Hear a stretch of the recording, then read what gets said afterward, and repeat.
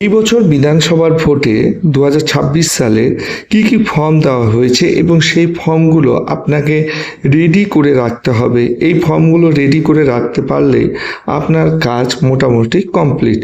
দেখেন 4 নম্বর ফর্ম বের করছি। 4 নম্বর ফর্মগুলোতে মোট 11টা ফর্ম আপনাকে ফিল আপ করতে হবে।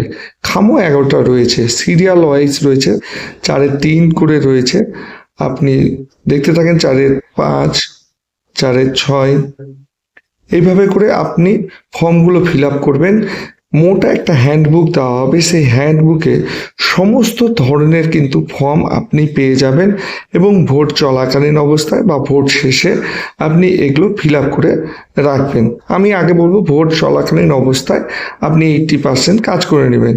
দেখেন 2 নম্বর ফর্মে কি কি ফর্মগুলো রয়েছে সেটা আপনি একটু দেখে নেন।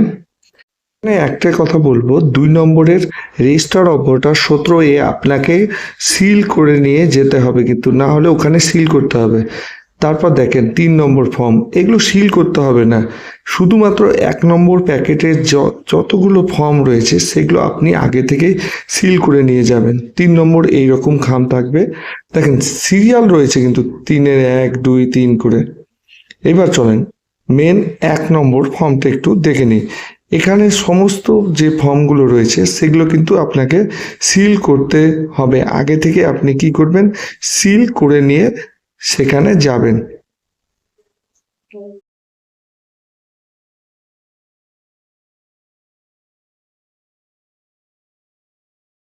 নম্বরে এরকম বড় খাম থাকবে, সেখানে আদার্স পোলিং ম্যাটেরিয়ালস গুলো দিবেন এবং সমস্ত খামগুলো একটি বড় খামে যাবে। তো জমা দেওয়ার সময় আমরা আলাদা আলাদা দিয়েছিলাম। এইরকম একটি হ্যান্ডবুক থাকবে এবং সব থেকে ইম্পর্টেন্ট হচ্ছে এই হ্যান্ডবুক আপনি সমস্ত ফর্মগুলো ফিল আপ করবেন। স্যার বুকলেটের একটা ফর্মও আপনি সেখান থেকে ছিঁড়বেন না।